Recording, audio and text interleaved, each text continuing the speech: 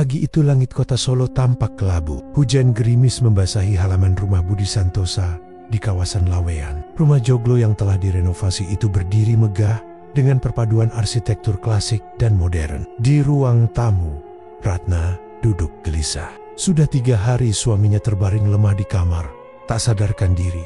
Hanya bisa bergumam lirih dan sesekali menjerit histeris seperti melihat sesuatu yang tak kasat mata. Budi sebelumnya dikenal sebagai pengusaha meubel yang gigih. Baru saja sepekan lalu, ia menandatangani kontrak besar dengan eksportir asal Belanda. Kesuksesan itu semestinya menjadi kabar bahagia. Namun, tepat 2 hari setelah penandatanganan kontrak, Budi jatuh sakit secara mendadak. Awalnya demam tinggi, lalu tubuhnya mulai mengering, matanya kosong, dan ia kerap menggigil saat matahari terbenam. Ratna, dia datang lagi. Dari lemari itu, suara Budi terdengar serak dan nyaris tak jelas. Ratna menatap ke arah lemari jati besar di sudut kamar. Lemari itu warisan dari almarhum ayah Budi, sebuah lemari tua berukir motif wayang yang berat dan berbau kayu lawas. Ia selalu menyukai estetika antik benda itu, tapi sejak Budi sakit, lemari itu terasa ganjil. Tiap malam, ia mendengar suara berderit pelan, seolah pintunya membuka sendiri. Kadang terdengar juga suara gesekan kuku di dalamnya, padahal tidak ada binatang apapun di rumah. Malam sebelumnya, Ratna sempat bermimpi. Dalam mimpinya, ia berdiri di depan rumah dan melihat suaminya berlari tanpa alas kaki, dikejar sesosok. Makhluk tinggi besar bertaring panjang dan mata merah menyala. Makhluk itu tertawa cekikikan, menuding Budi sambil berbisik, "Tumbal sudah ditagih." Ratna terbangun dengan napas memburu. Lehernya basah oleh keringat dan aroma anyir seperti darah memenuhi kamar. Ia menoleh dan mendapati pintu lemari jati terbuka sedikit. Tidak ada angin malam itu. Ia mulai merasa tak kuat menghadapi semuanya sendiri. Pagi itu juga, setelah meminta bantuan seorang tetangga untuk menjaga Budi, Ratna naik bus menuju kampung. Halaman di lereng Gunung Lawu. Di sanalah kakeknya, kakek Rengga, tinggal di sebuah rumah bambu sederhana di pinggir hutan. Lelaki tua itu adalah satu-satunya orang yang terpikir oleh Ratna. Meski sudah lama pensiun dari dunia perdukunan, kakek Rengga dikenal sebagai orang sakti yang pernah membantu banyak orang dari gangguan ilmu hitam.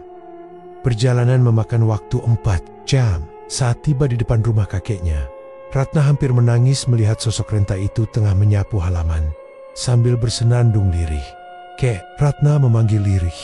Kakek Rengga menghentikan gerakannya. Sorot matanya yang tajam dan dalam menatap cucunya sejenak. Lalu ia berkata pelan, "Kamu bawa kabar buruk." "Ya, Nduk," Ratna mengangguk pelan. "Mas Budi sakit, Kek. Tapi ini bukan sakit biasa." Kakek Rengga hanya diam. Ia mengajaknya masuk ke dalam rumah. Di dinding tergantung beberapa pusaka tua keris, tombak, dan lukisan tokoh pewayangan. Meja Kauju Band di tengah ruangan menyimpan abu dupa yang masih baru. Ratna menceritakan segalanya. Dari awal kontrak kerja Budi, sakit misteriusnya, mimpi buruk yang ia alami, hingga bau aneh dan suara-suara dari lemari jati itu. Kakek Rengga menyimak dengan wajah datar, hanya sesekali mengangguk. Setelah Ratna selesai, ia berdiri dan berjalan ke pojok ruangan, mengambil segenggam beras kuning dan sebuah cermin kecil bundar. "Lemari itu bukan sekadar tempat menyimpan pakaian," gumam kakek Rengga. "Itu bisa jadi sudah jadi pintu." "Pintu, Kek?" Ratna bingung. Dalam ilmu gaib, benda pusaka atau warisan bisa dijadikan media perjanjian. Kalau ada seseorang dalam keluarga yang melakukan perjanjian dan tak menyelesaikannya, maka keturunannya bisa ditagih. Lemari itu bisa saja bekas perjanjian. Mungkin ayahnya Budi pernah membuatnya. Ratna terdiam. Ia memang tak terlalu tahu masa lalu ayah mertuanya, selain bahwa dulu ia juga pengusaha dan cukup ambisius. Tapi ia tak pernah mendengar soal pesugihan atau hal mistis lainnya. Kalau ini benar kiriman dan sumbernya kuat, maka yang mengirim bukan dukun sembarangan, lanjut kakek Rengga. Dan kalau benar lewat lemari itu, kita harus menghadapinya dari akarnya. Tak bisa cuma didoakan dari sini. Apa kakek akan membantu kami? Ratna memandang penuh harap. Kakek Rengga menarik napas panjang. "Aku sudah berjanji meninggalkan ilmu itu, tapi kamu cucuku dan Budi suamimu. Kalau aku tak turun tangan sekarang, nyawanya bisa melayang. Tapi kamu harus siap. Setelah ini, tak ada jalan mundur." Ratna mengangguk. "Saya siap, Kek, asal Mas Budi bisa sembuh." Kocik Rengga memejamkan mata, menggumamkan sesuatu dalam bahasa Jawa kuno. Udara di dalam ruangan seketika menjadi lebih dingin. Abu dupa di meja bergerak sendiri, seolah tertiup angin yang tak terlihat. Cermin kecil di tangannya mulai mengembun dari dalam. Tiba-tiba cermin itu retak, dan kakek Rengga membuka matanya perlahan. Dia sudah tahu kita akan datang. Pagi itu, kabut belum juga terangkat dari perbukitan. Rumah bambu milik kakek Rengga tampak tenang dari luar. Tapi di dalamnya, Ratna gelisah. Semalaman ia tak bisa tidur. Tatapan kakek Rengga saat cermin kecil itu retak masih melekat di kepalanya. Kakek Rengga sendiri belum memberikan jawaban tegas. Sejak semalam, ia hanya mengatakan akan memikirkan langkah selanjutnya. Pagi ini, ia terlihat duduk di beranda rumah, menatap hutan di kejauhan sambil menghisap rokok lintingannya dalam-dalam. "Kek, Pagamat," Ratna akhirnya memberanikan diri bertanya. Kakek Rengga memalingkan wajahnya, lalu menggeleng pelan. "Aku sudah menutup semua jalur itu, Nduk. Aku sudah bersumpah di bawah pohon asem kembar. Tak akan kugunakan lagi ilmu yang dulu pernah membawaku dekat pada kegelapan." Ratna menunduk. Ia tahu betul masa lalu kakeknya tak sepenuhnya putih. Sebagai dukun sakti di masa mudanya, kakek Rengga dikenal luas di 3 kabupaten. Tapi ia juga pernah hampir kehilangan akal karena tergoda menggunakan ilmu hitam untuk menyelamatkan seseorang yang akhirnya malah meninggal. Setelah itu, ia memilih menyepi dan meninggalkan dunia gaib. "Aku tak bisa melanggar sumpahku, Nduk. Lanjut, kalau kulanggar, jiwa dan ragaku yang jadi taruhan." Ratna menahan air mata. "Tapi kalau kakek tidak bantu, Mas Budi bisa mati." Hening menggantung di antara mereka. Lalu kakek Rengga berdiri perlahan, memadamkan rokoknya di tepi bambu. "Sekarang kau istirahatlah. Aku mau ke sawah. Aku butuh menenangkan diri." Ratna hanya mengangguk. Ia tahu tak akan bisa memaksa. Siang itu, udara di sekitar sawah tua begitu sunyi. Tempat itu sudah lama ditinggalkan orang sejak tanahnya dianggap berpenunggu. Tak ada yang berani menanam di sana. Tapi justru disitulah kakek Rengga memilih duduk bersila di bawah pohon jambu klutuk yang sudah tak berbuah. Ia mengambil segenggam bunga kantil kering dari kantongnya, menebarkannya ke tanah. Dengan napas perlahan, ia mulai membacakan mantra-mantra kuno.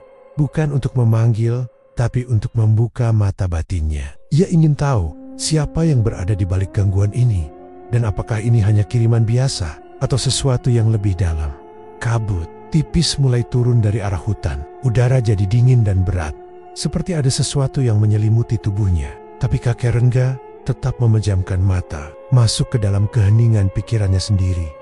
Dalam semedinya, suara alam mulai menghilang. Tak ada angin, tak ada kicau burung, hanya kesunyian mutlak. Tiba-tiba, di antara kepulan kabut muncul sesosok bayangan. Langkahnya pelan, seperti menyusuri batas dunia. Sosok itu berhenti di tepian sawah. Di seberang tempat kakek Rengga duduk, perempuan tua, tubuhnya bungkuk, rambutnya panjang, tergerai acak-acakan. Sebagian sudah memutih. Ia mengenakan jarit coklat kusam, dan di tangannya tergenggam sebuah buntalan kain merah yang meneteskan cairan hitam. Kakek Rengga tetap diam, matanya terpejam, tapi jiwanya melihat dengan jelas. Perempuan itu tak bicara. Ia hanya menatap kakek Rengga dari balik kabut. Tatapan yang dalam dan penuh kemarahan. Mulutnya tak bergerak, tapi suara lirih masuk ke telinga batin kakek Rengga. "Warisan belum lunas. Waktumu habis, Rengga." Tiba-tiba, kabut berubah menjadi gelap. Angin kencang menyapu sawah, dan tubuh kakek Rengga terdorong ke belakang. Matanya, dunia nyata kembali, tapi tubuhnya basah oleh peluh. Dadanya sesak, dan jantungnya berdegup tak beraturan. Ia tahu sekarang ini bukan kiriman biasa. Sosok itu bukan sekadar dukun. Ia arwah penasaran yang telah bersatu dengan kekuatan kegelapan, entah karena perjanjian atau dendam. Saat kakek Rengga tiba di rumah, sore sudah merambat. Langit mulai jingga, dan bau kemenyan tiba-tiba menyambutnya dari depan pintu. Ia membuka pintu dan menemukan Ratna tergeletak di lantai ruang tengah. Tubuhnya gemetar, mulutnya komat kamit dalam bahasa yang bukan miliknya. Matanya terbelalak, kosong, namun marah. Dari mulutnya keluar suara serak. "Kau sudah tahu siapa aku, tapi kau tetap melanggar. Waktunya menebus darah lama, Rengga." Kocik Rengga menunduk cepat, meraih kendi berisi air yang sudah didoakan di sudut ruangan. Ia cipratkan ke wajah Ratna. Ratna menjerit keras, Tubuhnya mengejang lalu terkulai. Ia menangis sambil memegangi kepalanya. Dia masuk ke tubuhku. Kojek, Rengga menarik napas dalam-dalam. Tidak lagi ada ruang untuk ragu. Sudah cukup, katanya pelan. Aku akan bantu kalian, tapi kau harus ikut semua aturanku. Ratna mengangguk cepat. Masih terisak.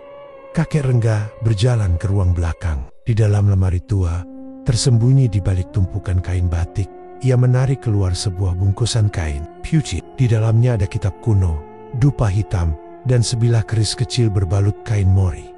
Ia menatap benda-benda itu sejenak, lalu bergumam, "Jangan kau kecewakan aku lagi."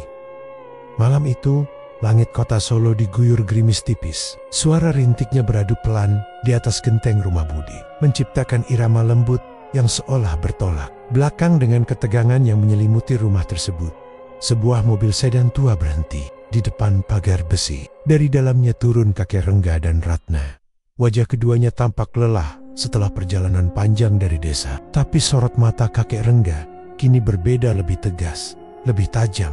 Ia sudah memutuskan turun tangan dan tak akan mundur meski harus menghadapi kekuatan kegelapan yang lama ia tinggalkan.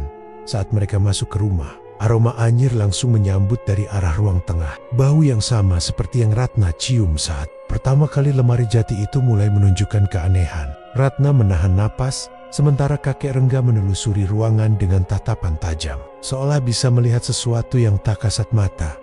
Budi masih terbaring di kamar, tubuhnya kurus dan wajahnya pucat pasi. Nafasnya tersengal dan matanya kadang membuka sedikit hanya untuk kembali menutup seperti sedang melawan sesuatu dari dalam. Jiwa dan raganya masih terikat, gumam kakek Rengga. Mendekat, lalu menyentuh dahi Budi dengan ibu jarinya. Ia bergumam lirih dalam bahasa Jawa kuno. Wajahnya menegang sejenak, lalu menarik tangannya cepat. Dia dikurung. Bukan cuma dirantai, tapi ditanam, katanya pelan. Kita harus mencari pusat dari semua ini. Ratna menatapnya bingung. Ditanam? Ya, kalau benar musuhnya memakai ilmu santet dari jalur sesat, maka akan ada media yang digunakan untuk mengikat roh dan raga korbannya. Biasanya dikubur di sekitar rumah. Mereka langsung menuju halaman belakang. Malam makin larut dan gerimis mulai berhenti. Di cahaya redup lampu teras, tanah belakang terlihat aneh. Tak seperti bagian lain yang kering karena tertutup kanopi. Satu petak kecil di pojok halaman justru tampak basah dan becek. Padahal tidak ada yang menyiramnya. Sudah beberapa hari itu, ujar Ratna lirih. Saya pikir cuma tanah rembesan, tapi tiap pagi selalu basah, seperti baru diguyur air. Kakek Rengga berjalan pelan ke arah tanah tersebut. Ia mengeluarkan segenggam beras kuning dari dalam kain kecil di sakunya dan menebarkannya di atas tanah basah itu. Tiba-tiba seekor cacing tanah muncul ke permukaan, lalu mati kaku. Ratna menjerit tertahan. Tanahnya diracuni energi gelap, ujar kakek Rengga. Ini tempatnya. Ia mengambil cangkul kecil dari gudang belakang. Dengan gerakan perlahan dan hati-hati, ia mulai menggali. Setiap lapisan tanah yang terbuka mengeluarkan aroma anyir yang makin menyengat. Setelah kedalaman sekitar 1,5 jengkal, cangkulnya mengenai sesuatu yang keras. Dengan tangan kosong, kakek Rengga menyibak tanah di sekelilingnya. Ia mengangkat sebuah bungkusan kain hitam yang dililit benang merah. Hoti-hoti, ia membukanya perlahan dan Ratna terbelalak. Di dalamnya ada sebuah boneka jerami kecil berbentuk manusia dengan foto Budi yang dilipat dan dipaku ke dada boneka itu. Wajah Budi di foto itu tampak hangus sebagian, seperti cebek. Selain itu, ada sejumput rambut, potongan kuku, dan kertas bertuliskan aksara Jawa kuno yang sudah mulai luntur. Ratna hampir muntah. Ini bukan pekerjaan sembarangan. Tesis Kojek Rengga. Ia menaruh bungkusan itu di atas nampan kuningan yang ia bawa dari mobil, lalu membakar kemenyan di sekitarnya. Dia menggunakan jalur hitam. Ratna, bukan jalur santet biasa. Ini adalah bagian dari ilmu kalacakra petak, cabang ilmu hitam dari tanah seberang. Yang menggunakannya harus melakukan tumbal, bahkan kadang mengorbankan bagian dirinya sendiri. Ratna menggigit bibirnya. Berarti pelakunya sangat dendam pada Mas Budi? Kakek Rengga mengangguk pelan. Atau sangat takut tersaingi? Ratna teringat sesuatu. Beberapa waktu lalu, ada salah satu pesaing bisnis Mas Budi yang marah karena kalah tender ekspor. Namanya Pak Sahid. Tapi Dia orang kota biasa. Mana mungkin bisa ilmu begituan? Ilmu semacam ini bisa dibeli? Ratna, banyak orang kaya yang menyewa dukun untuk menyingkirkan saingan. Kakek Rengga mengambil sebatang dupa hitam dari tas. Kainnya, menyalakannya, lalu menancapkannya di dekat lubang tanah. Ia membaca mantra pelan, dan api dupa itu tiba-tiba menyala membesar, lalu mengecil sendiri. Tempat ini harus dibersihkan. Kalau tidak, akan terus jadi pintu masuk untuk kekuatan jahat, katanya. Setelah menutup kembali lubang itu dengan tanah bersih dan menebarkan garam kasar serta beras kuning, kakek Rengga membakar boneka jerami dan foto Budi dalam kuali tanah. Lihat di tengah halaman, api yang menyala tak seperti biasa, tingginya mencapai 1 meter dan mengeluarkan suara mendesis seolah marah. Ratna berdiri menggigil di dekat pintu dapur, menyaksikan semuanya. Bau anyir itu kini tergantikan oleh bau daging terbakar dan kemenyan. Ini baru permulaan, ujar kakek Rengga pelan. Kita sudah buka gerbangnya, tapi untuk menyelamatkan Budi sepenuhnya, kita harus mencari sumber kekuatan si pelaku, dan itu tidak dekat. Ratna menatap suaminya dari kejauhan yang masih terbaring di kamar. Saya siap, kek. Apapun itu, kakek Rengga menatap langit malam. Di kejauhan, suara anjing melolong panjang, seolah tahu bahwa peperangan belum benar-benar dimulai. Pagi itu kabut belum benar-benar terangkat saat kakek Rengga duduk bersila di serambi rumah Budi. Di hadapannya, dupa hitam masih mengepul, meninggalkan bau wangi bercampur getir. Ia menatap api kecil yang menari dalam mangkuk tembaga. Dan dalam bisikan mantra, ia menyebut satu nama yang akhirnya muncul di benaknya sejak semalam. Nyai Serintil. Nama itu tak asing. Ia pernah mendengarnya di masa lalu, waktu masih aktif dalam dunia perdukunan. Seorang dukun perempuan dari dusun sebelah, dulu dikenal sebagai penyembuh, sampai ia menghilang dari peredaran. Rumor mengatakan Nyai Serintil pindah ke pinggir hutan, membangun rumah kecil yang dijaga oleh ilmu hitam dan jin pemakan tumbal. Kakek Rengga menatap Ratna. Dia pelakunya, atau setidaknya perantaranya.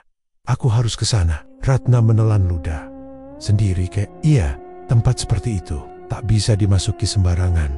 Bahkan niat pun harus dijaga. Satu salah langkah bisa hilang selamanya. Menjelang maghrib, kakek Rengga sudah berada di pinggir dusun Kembang Arum, tempat terakhir yang disebut-sebut sebagai lokasi rumah Nyai Serintil.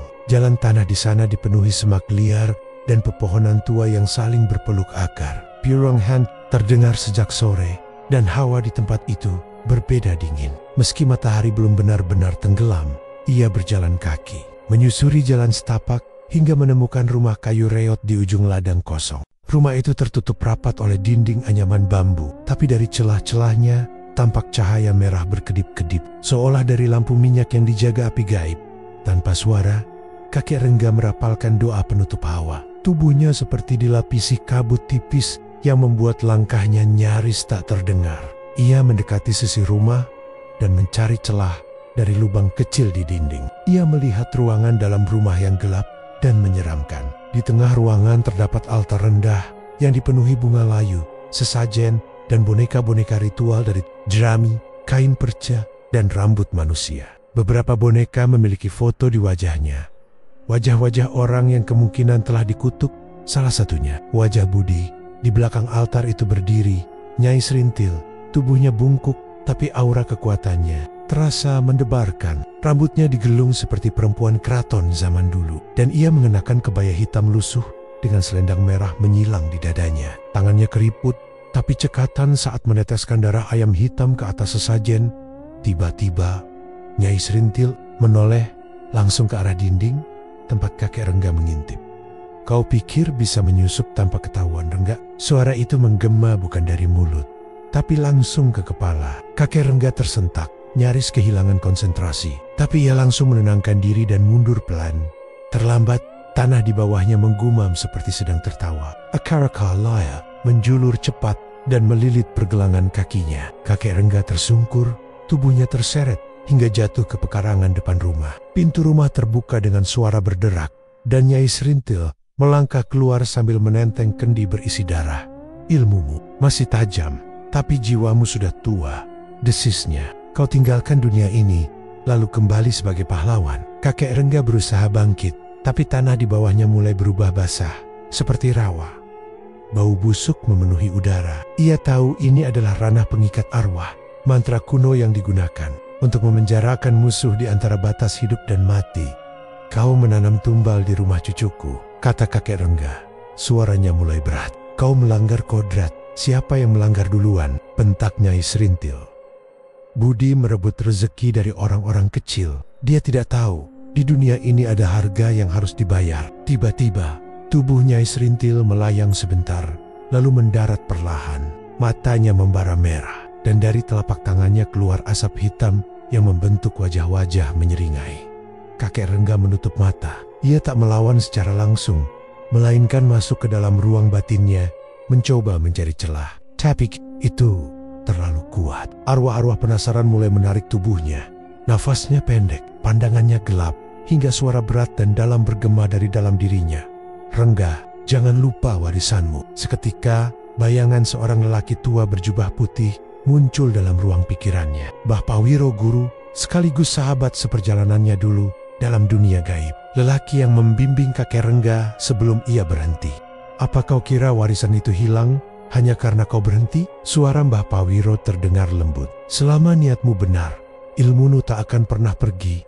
Kakek Rengga tersadar. Ia merogoh ikat pinggangnya dan menarik keluar keris kecil berbalut. Kain mori keris yang selama ini ia bawa tapi tak pernah ia pakai. Ia menggenggamnya erat, membaca doa pelindung, dan menusukkan keris itu ke tanah.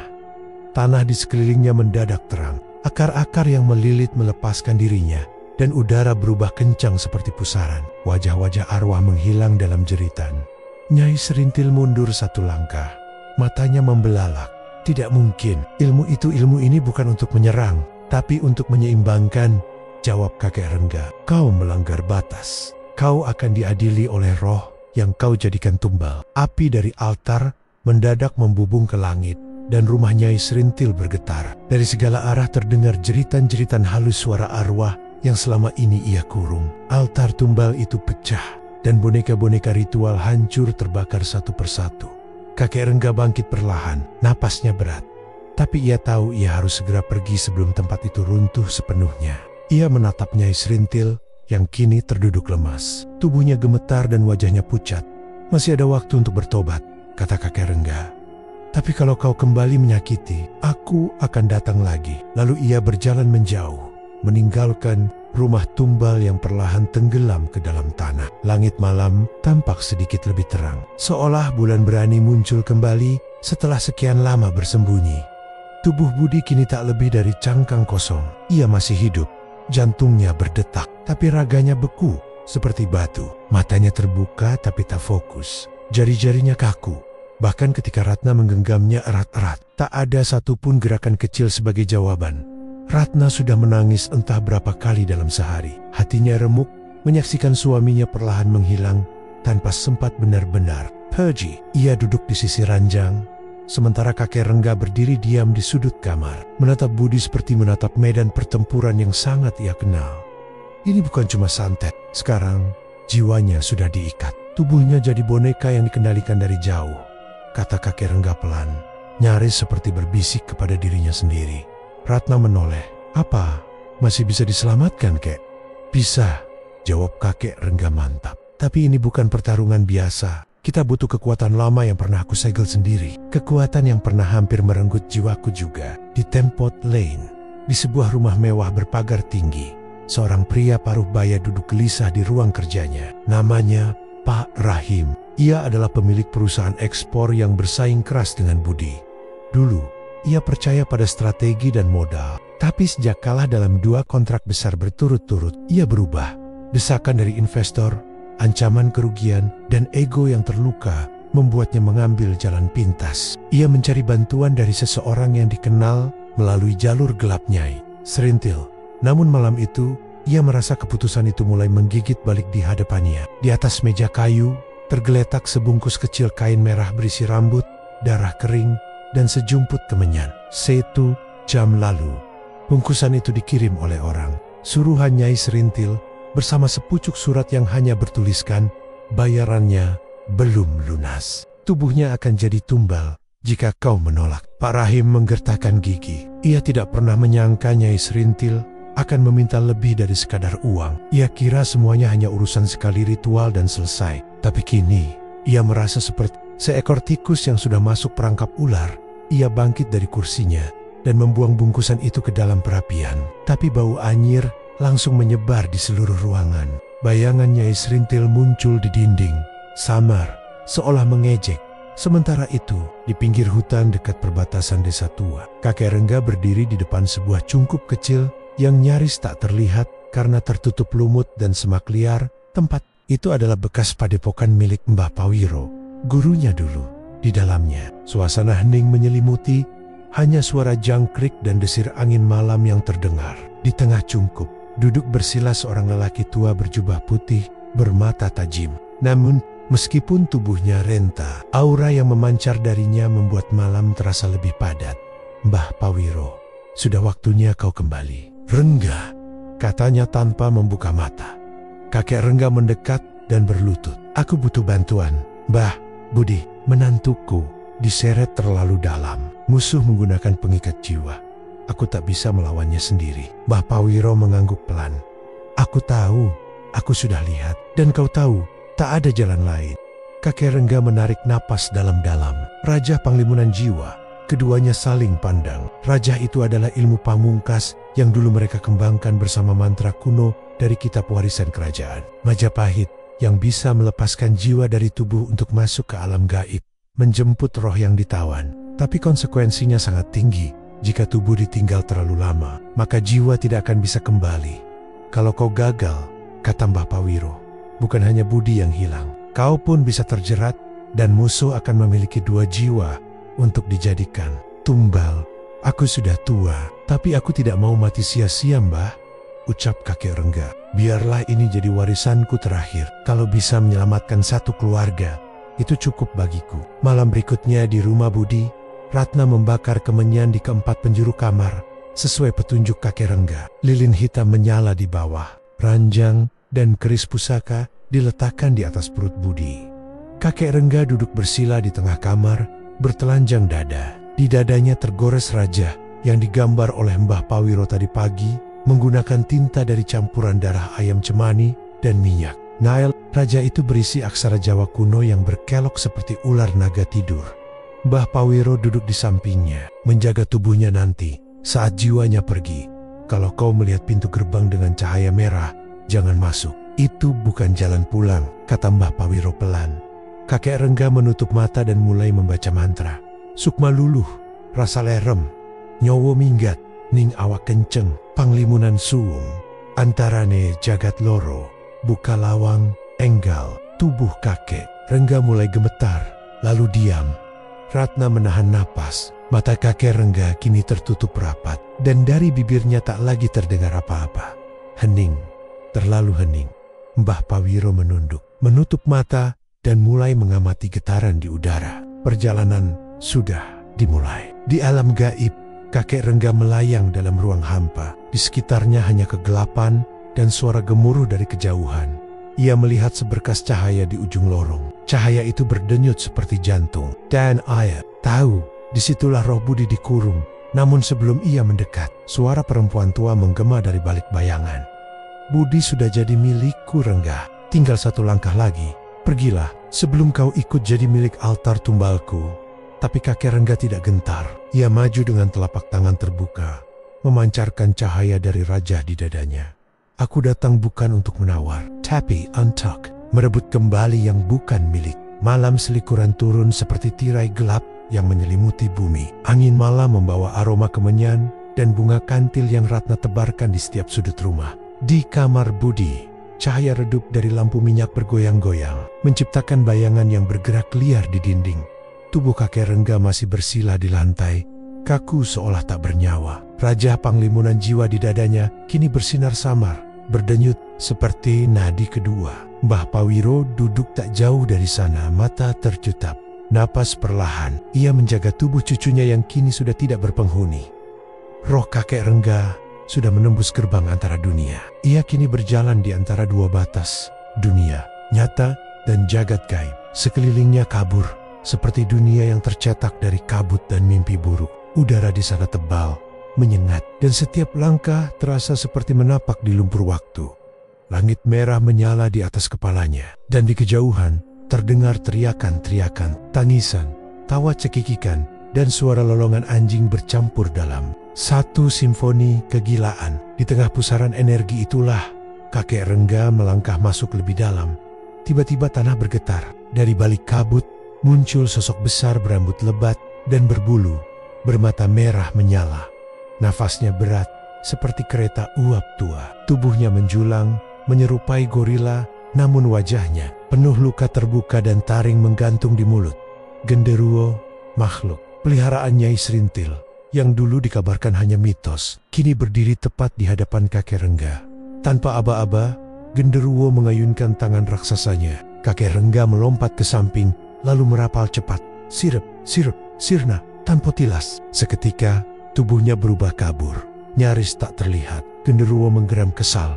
Matanya menyapu sekeliling, tapi tak bisa menangkap keberadaan kakek Rengga yang telah berbaur dengan kabut. Namun belum sempat ia bergerak lebih jauh, suara cekikikan tipis terdengar dari balik pepohonan gaib. 3 sosok dengan tubuh kecil, kepala besar, dan mata kosong berlari-lari sambil membawa gulungan benang merah. Mereka mengitari kakek Rengga, mencoba mengikatkan benang itu ke tubuh astralnya. Tuyul, tapi bukan tuyul biasa. Ini tuyul penggoda, hasil perjanjian darah dan pembuangan anak lahir tak sempurna. Rengga, bisiknya, suara memekakan telinga. Jiwamu terlalu bersih untuk tempat ini, tapi aku akan senang memakainya sebagai selubung baru. Kakek Rengga menutup mata, lalu menggigit ujung lidahnya. Setetes darah mengalir, dan ia meludahkannya ke keris yang ia genggam. Mantra pemutus loka, teriaknya.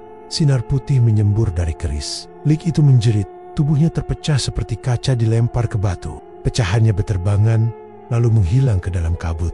Namun kemenangan itu tidak berlangsung lama. Dari Kayohan, kakek Rengga mendengar suara jeritan yang sangat ia kenal, suara Ratna. Di dunia nyata, Ratna menjerit keras dari dapur. API padam, dan sosok berkerudung hitam berdiri di hadapannya Nyai Srintil. Dalam wujud astral, perempuan tua itu tersenyum sinis. Tangannya yang keriput menjulur ke arah Ratna. Darah perempuan keturunan Rengga adalah bahan terakhir, tumbal penyatu jiwa. Sebelum Ratna bisa lari, tubuhnya terpaku. Nyai Srintil mengangkat tangannya, dan dari lantai muncul lingkaran merah dengan simbol-simbol asing berpendar. Ratna terangkat perlahan, tubuhnya mulai ditarik menuju pusat lingkaran. "Kakek!" teriaknya, suara penuh ketakutan. Mbah Pawiro yang menjaga tubuh Rengga membuka mata. Ia melihat asap hitam mulai merayap dari lantai, masuk ke kamar, menuju Ratna. "Ini tak bisa dibiarkan," gumamnya. "Rengga, cepatlah!" Mendengar teriakan Ratna, kakek Rengga mempercepat langkahnya. Meski tubuh astralnya mulai melemah, ia tahu ia terlalu lama berada di sini. Alam gaib mulai menyerap energinya. Ia menemukan gerbang batu besar yang dijaga oleh 2 arca penjaga. Di baliknya berdiri bangunan altar, tempat Nyai Srintil mengikat jiwa-jiwa korban. Dan di atas altar itu Budi terbaring lemas. Di dadanya tertanam paku panjang berwarna hitam dengan sisa tenaga. Kakek Rengga menubruk altar itu, dan dari balik gelap muncul kembali Genderuwo. Namun, kali ini kakek Rengga tak mundur. Ia membuka bungkusan kecil dari ikat pinggangnya, sejumput abu dari jari tangan kiri Mbah Pawiro yang dulu dipotong saat menyegel ilmu. "Raja!" Ia lempar abu itu ke udara, dan sambil berteriak, "Raja, Panglimunan, bahagiaku dan nyawa cucuku pecah." Sinar terang meledak di sekeliling altar, memecah seluruh medan gaib. Genderuwo menghilang, alam runtuh perlahan. Tubuh Budi melayang, dan kakek Rengga memeluknya erat. Ia menyatukan dahinya dengan dahi Budi, lalu berkata pelan, "Pulanglah Cu, pelang." Dan dalam sekejap, tubuh mereka berdua terhempas keluar dari alam gaib di dunia nyata. Ratna terjatuh dari udara. Lingkaran darah di bawahnya pecah seperti kaca. Sosok Nyai Srintil menjerit, lalu menghilang ke dalam asap. Mbah Pawiro tersenyum. Lega. Tak lama, tubuh kakek Rengga tersentak. Matanya terbuka. Napasnya memburu. Ia terbatuk keras, lalu menatap Ratna. Budi, yang sejak lama terbaring, mengerang pelan. Jari-jarinya bergerak. Ratna menjerit gembira. Mas Budi!" Air mata jatuh, bukan lagi karena duka, tapi karena keajaiban yang tak bisa dijelaskan oleh akal manusia. Pagi pertama setelah malam penuh teror turun seperti embun tipis di atas dedaunan. Udara kota masih menyisakan bau dupa dan abu dupa yang menghitam di ujung ruangan. Ramabudi kembali tenang, meski keheningan itu kini membawa semacam kehampaan. Kakek Rengga duduk di serambi rumah, menatap langit keabu-abuan. Wajahnya pucat, dan di matanya tampak gurat lelah yang tidak biasa. Semalaman, ia tidak banyak bicara. Hanya sesekali menatap Ratna dan Budi, seolah ingin memastikan bahwa mereka benar-benar masih hidup. "Sudah selesai, Kek?" tanya Ratna lirih, menyodorkan secangkir teh hangat. Kakek Rengga tak menjawab. Memandang ke depan, jauh melampaui halaman. Seakan masih ada bayangan yang belum benar-benar pergi. Ratna menunduk. Ia tahu sesuatu telah berubah dalam diri kakeknya sejak pertarungan di alam gaib. Bukan hanya luka-luka tak kasat mata, tapi juga bagian dari jiwanya yang seperti tertinggal di sana. 1 minggu kemudian, kabar datang dari pabrik tempat Budi bekerja. Pak Rahim atasan yang diam-diam menjadi dalang di balik santet itu mengalami kecelakaan mobil. Mobilnya menabrak pembatas jalan dan terguling masuk parit. Anehnya, tidak ada jejak pengereman, seakan mobil itu dikendalikan oleh sesuatu. Pak Rahim selamat, namun tidak lagi bisa berjalan. Dokter menyebutnya kelumpuhan total dari pinggang ke bawah. Tanpa sebab medis yang jelas, orang-orang menyebutnya azab. Sementara itu, kondisi Budi membaik dari hari ke hari. Ia bisa duduk, kemudian berdiri, dan akhirnya berjalan meski tertatih. Tapi ingatannya hilang. Ia tak mengingat mimpi buruk, jeritan Ratna, atau wujud-wujud mengerikan dari dunia lain. Yang aku ingat, cuma tanda tangan kontrak dan jelek, ucapnya. Kebingungan. Ratna tak pernah memaksanya mengingat. Ia hanya bersyukur suaminya masih hidup. Dan kegelapan itu tidak mewarisi tubuh atau pikirannya. Kakek Rengga hanya tersenyum tipis setiap kali mendengar Budi bicara. Ia tahu, amnesia itu bukan kebetulan. Itu bagian dari harga yang harus dibayar atas ilmu Raja Panglimunan. Jiwa-jiwa yang terselamatkan akan terputus dari ingatan penderitaannya. Beberapa hari kemudian, kakek Rengga pamit pulang ke desa. Tidak ada upacara perpisahan, hanya pelukan panjang dari Ratna dan Budi, serta doa yang diselipkan dalam genggaman tangan. Ratna menyodorkan 1 kantong kecil berisi uang sebagai tanda terima kasih.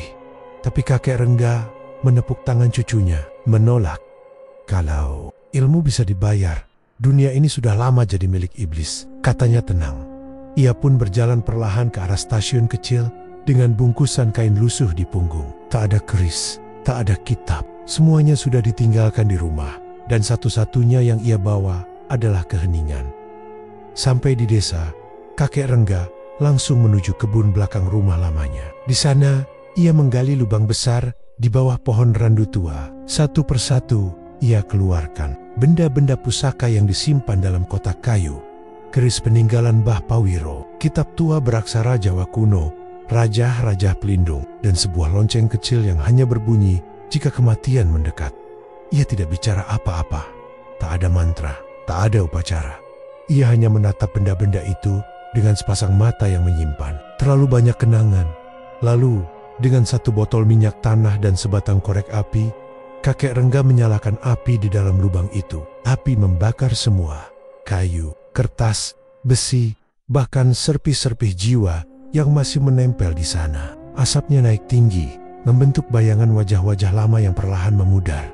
Api itu adalah api penutup. Penutup dari seluruh perjalanan panjang yang pernah dimulai puluhan tahun lalu ketika ia masih menjadi murid di kaki gunung.